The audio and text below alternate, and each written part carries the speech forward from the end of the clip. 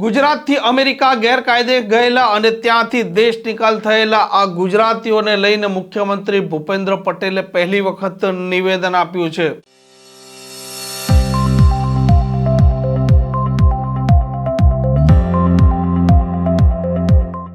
નમસ્કાર, આપ જોઈ રહ્યા છો હોટલાઇન ન્યૂઝ। ગુજરાતમાંથી અનેક લોકો લાખોથી કરોડો રૂપિયાનો ખર્ચ કરે છે, એજન્ટને માલામાલ કરે છે અને ત્યારબાદ ગેરકાયદે અમેરિકામાં ઘૂસણખોરી કરતા હોય છે।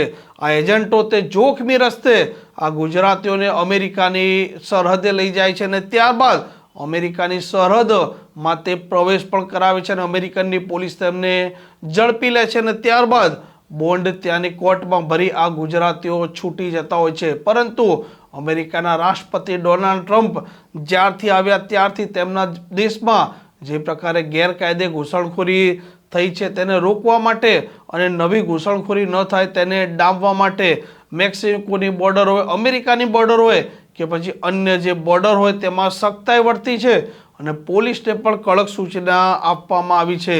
થોડાક દિવસ પહેલાં 104 ભારતીયોને લઈને અમેરિકાનું એક વિમાન પંજાબના અમૃતસર પહોંચ્યું હતું અને તેમાંથી 33 ગુજરાતીઓ હતા। આ ગુજરાતીઓ તેમના ઘરે પહોંચી ગયા છે અને ગુજરાતના મુખ્યમંત્રી ભૂપેન્દ્ર પટેલે પહેલી વખત નિવેદન આપ્યું છે। 5000ની વસ્તી, એમાંથી 2000 તો અમેરિકા રહો છો તમે બધા।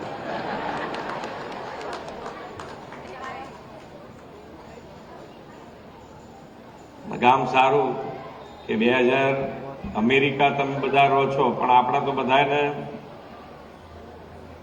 છેલ્લું આપણું ડેસ્ટિનેશન શું? તો કે ભાઈ આપણું ઘર। ગમે ત્યાં બહાર ફરતા હોઈએ પણ આપણને યાદ શું આવે? તો કે ભાઈ આપણું ઘર, આપણું ગામ। અને બધાના અનુભવ અમે શેર કરતા હોય તો બધા એવું કે અમેરિકામાં 10 વર્ષ રહીએ, 15 વર્ષ રહીએ, પણ એક અઠવાડિયું ગામમાં રહીએ એના જેટલો આનંદ ક્યારેય ના આવે। એટલે એ આનંદની સામે કોઈ તુલના ના હોય પૈસાની કે કશાયની। એટલે જે આનંદ છે તો ગામ અને ગામવાસીઓની સાથે। પણ હવે ગામમાં પણ રહેવાની મજા આવે એવું થઈ ગયું છે કે ભાઈ બધી ફેસિલિટી અહીંયા મળતી થઈ ગઈ છે, ક્યાંય તકલીફ પડે એવું નથી। અને છતાંય કંઈ તકલીફ હોય તો અમે અહીંયા આવી ગયા છે, તમે તાર લખાઈ જ દેજો, આજે પૂરું કરી દઈશું।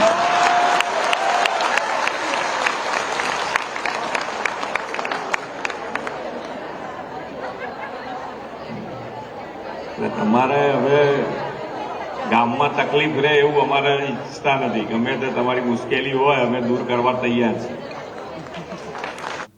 આમ જે ગુજરાતીઓ છે ને તેમાં ખાસ કરીને ઉત્તર ગુજરાત અને મધ્ય ગુજરાતના જે લોકો છે તેમને અમેરિકા જવાની એક ઘેલછા હોય છે અને ત્યાં પૈસા કમાઈને તેમના વતનમાં ધન સંપત્તિ અને મિલકતો ભેગી કરે તેવી તેમના સપના પણ હોય છે અને જો કે તે ખોટા પણ નથી હોતા। જો કે એજન્ટો કોઈ પણ ભોગે પૈસા કમાવા માટે આ ગુજરાતીઓ છે તેમના જીવના સાથે રમત રમે છે અને અવનવા રસ્તેથી તેમને અમેરિકા પહોંચાડે છે। જોઈએ હવે ગુજરાતના મુખ્યમંત્રી ભૂપેન્દ્ર પટેલે જે પ્રકારે નિવેદન આપ્યું છે ત્યારબાદ આવનારા સમયમાં આ ગુજરાતમાંથી અમેરિકા જે લોકો જઈ રહ્યા છે તે આ મામલે શું નોંધ લે છે। આ પ્રકારના સમાચાર, આ પ્રકારના અહેવાલ માટે હોટલાઇન ન્યૂઝ ચેનલ જોવાનું અને સબસ્ક્રાઇબ કરવાનું ભૂલતા નહીં।